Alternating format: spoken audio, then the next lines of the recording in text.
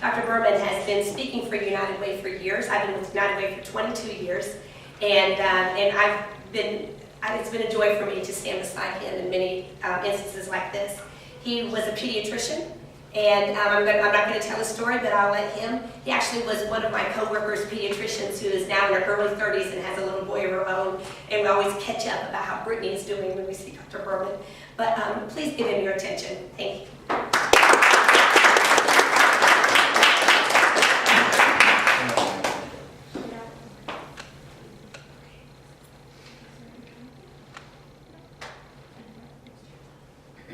Well, thank you very much for that nice introduction. But before I start talking, I'd like to say something. My favorite introduction went something like this. I was speaking for United Way. The young lady who introduced me spoke as follows. She said, "Ladies and gentlemen, you are in for a real treat because I have heard Dr. Berman talk on several occasions. And I can honestly tell you that every talk he gives is better than his next one."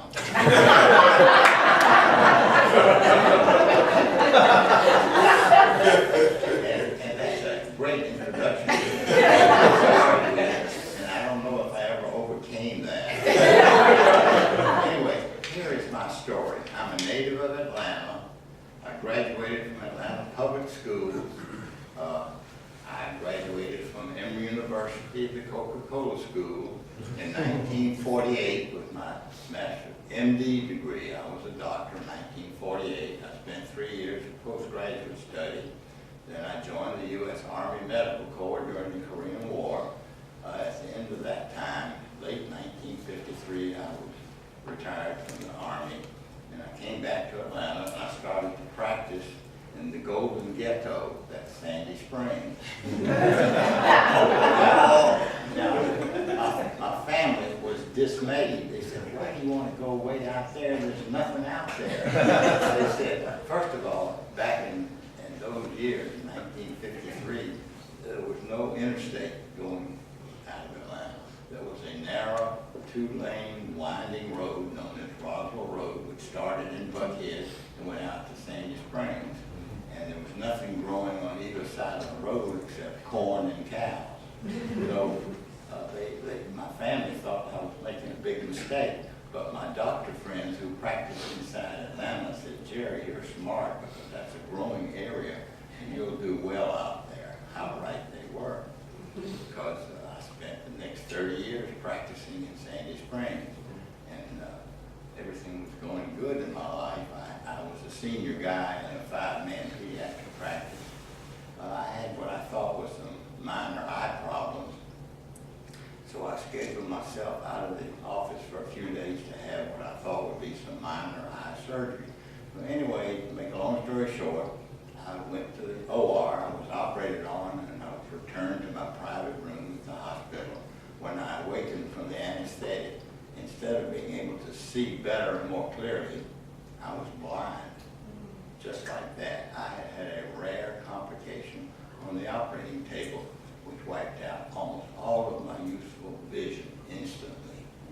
You can only guess at the sense of horror or disbelief that I and my family felt. How did it happen? Why did it happen to me? But it had happened. So now I was totally blind, totally disabled, and during the next 6 months, I had 6 additional unsuccessful surgeries in attempts to restore my eyesight, none of which worked. I had 3 surgeries in Boston, Massachusetts Eye and Ear Infirmary. I had 1 surgery in Baltimore at Johns Hopkins. I had 2 more surgeries back here in Atlanta. So now we're in the spring of '83, and my doctor said, "Jerry, there's nothing else medical science has to offer you. You're going to be blind the rest of your life." How right they were. Now, everything had turned upside down, and I just figured life was over for me. There was no place to go, nothing to do. I was just going to be blind and forget it. So I figured I'd spend the rest of my life doing what I was, at this time now, doing at home. I would wake up in the morning, I would weep for a little while, then I would dry my tears. My wife would serve me breakfast, and then she would lead me into the living room where would sit down, turn on the radio, and I figured that would be my life for the rest of my life. Then one day a doctor friend called me and said, Jerry, why don't you call the Center for the Visually Impaired? That's a United Way agency in downtown Atlanta, and I believe they could help you. Well, I'd never heard of the Center for the Visually Impaired. Of course, I had heard of the United Way because every year when the Fulton County Medical Society would mail out those United Way pledge cards to those of us in practice, I was always in the habit every year of mailing back the pledge card with a check enclosed. And I can tell you, ladies and gentlemen, those dollars have come back to me 1,000-fold because I called the Center for the Visually Impaired, of which I had never heard previously, and I set up an appointment to go down there, and I did, and they had classes for us newly blinded adults in the metro Atlanta area. And I want to tell you the demographics of the group I was in. In my group at the Center for Visually Impaired, there were 12 of us. 6 of us were black, 6 of us were white. Our ages ranged from 20s to middle 70s. There was one Dunwoody housewife who had just become totally blind as a result of a freak accident. There was myself, a practicing pediatrician. There was a PhD professor from the University System of Georgia who had just become blind. There was a young man who earned his living repairing lawnmowers. He had just become blind. There were 2 grandmas in their 70s in my group. So the point is this, ladies and gentlemen, whether you're black or white, whether you're rich or poor, whether you're high or low, whether you're well educated or you ain't so well educated, there may, God forbid, come a time in your life or in the life of someone you care about when a major personal catastrophe will occur, and United Way may be the only game in town, and that's the way it was for me. So I went down to the Center for Visually Impaired, and they had classes for us newly blind adults, and we had classes 3 mornings a week from 8:30 to 11:30, and they taught us how to be blind in a sighted world. This course lasted for 9 months, and it helped get us started on the road to how do you live blind when everybody else can see. At the end of that 9-month period, the director of the agency at the Center for Visually Impaired came to me and she said, Jerry, we know you're a pediatrician, and we wondered, would you be interested in helping us start a program for blind infants and very young children? Well, naturally, I said, sure, I'd be glad to do that. What do I need to do? And she said, well, Jerry, all you have to do is go out and raise the money for the program. So I figured the blind guy, they give him something easy, right? It was easy because I had a dear friend who was quite a philanthropist. He wrote out the first large 5-figure check, which we presented to the Center for Visually Impaired. And that started that new program. This was 26 years ago. The program goes by the acronym name of BEGIN, and it stands for Babies Early Growth Intervention Network. I had the honor, the privilege, and the pleasure of being one of the founders of that program. And we started it, and I can tell you this, that program has been going on now for all these 26 or so years. And we have seen more than 1,500 blind infants and preschoolers. Can you imagine anything more devastating than to come home from the hospital maternity floor with a blind infant in your arms? I wish you could see the look on the faces of these parents when they come to the Center for Visually Impaired for their first visit. They are forlorn.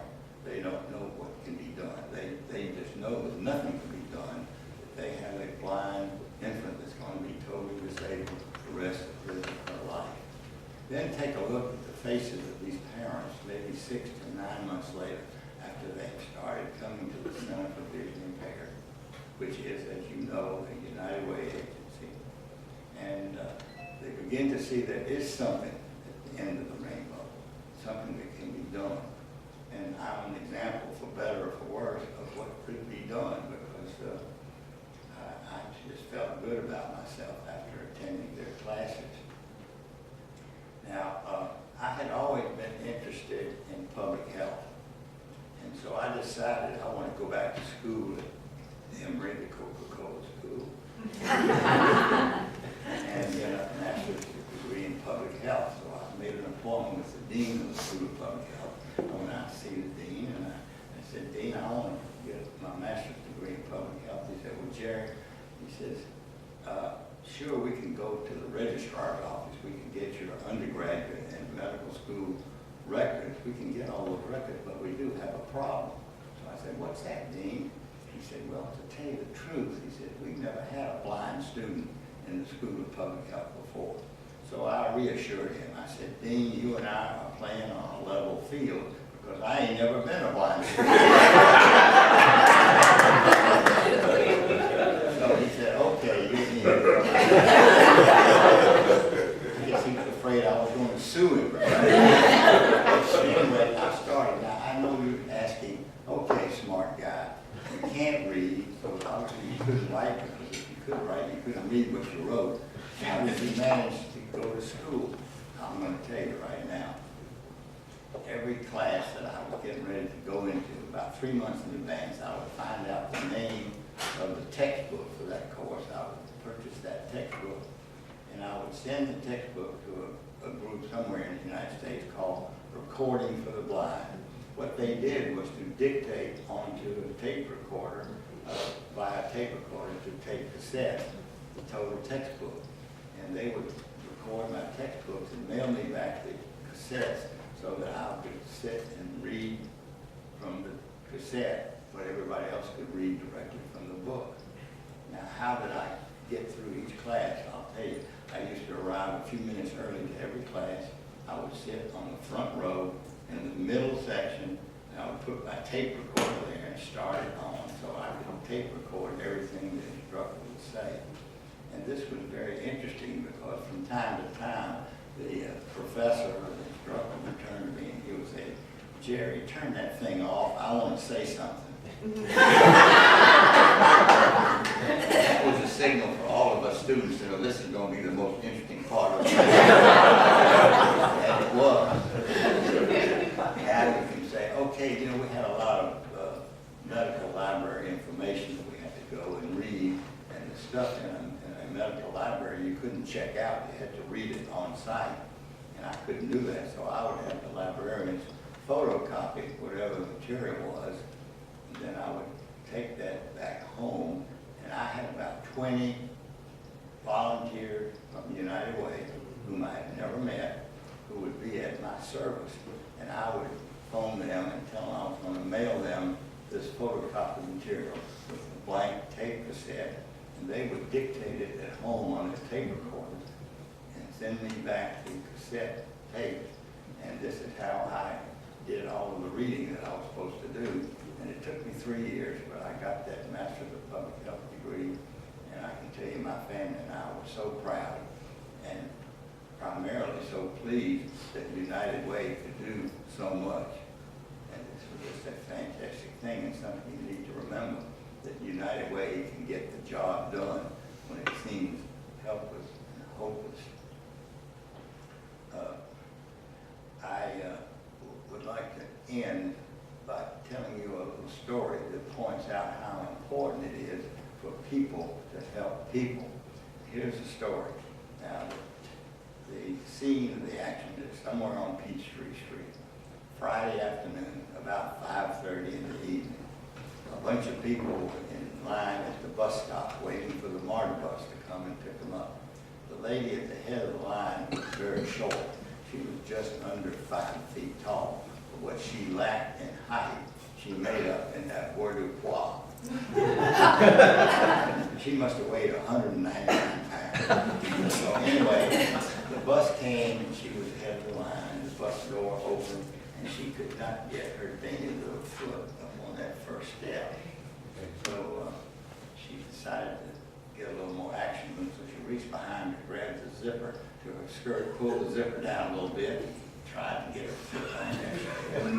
So she reached behind her. You're way ahead of me. She reached behind, pulled the zipper down a little further, and she still couldn't get her dainty little foot on that first step. So now she reached behind her, pulled the zipper all the way down, and she still couldn't get up on that first step. Now the guy behind her had pulled his 8 hours, he wants to get home. It's Friday evening. He decided to take matters into his own hands. So he reached up under her like this, and lifted her up, and he sort of dumped her on that first day. She turned to him. She said, "Sir, are you trying to get familiar with me?" So he said, "No, lady, I thought you and I were already familiar."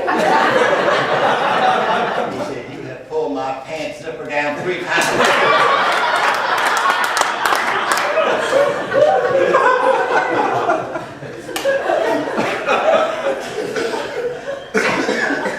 This is how the world works. Believe it or not. Anyway, I hope you can take all of this stuff about United Way seriously. Because it has saved my life. It has turned my life into practically no prognosis whatsoever to a joyous life, and I have had the pleasure and privilege of being a volunteer medical consultant for all these years with the programs at the Center for Visually Impaired. And I've had the pleasure of meeting with a lot of people like you folks at Coca-Cola. And I just want to thank you so much for everything that United Way has done for me, thanks to people like you. And I hope you will consider giving whatever you can. Thank you very much.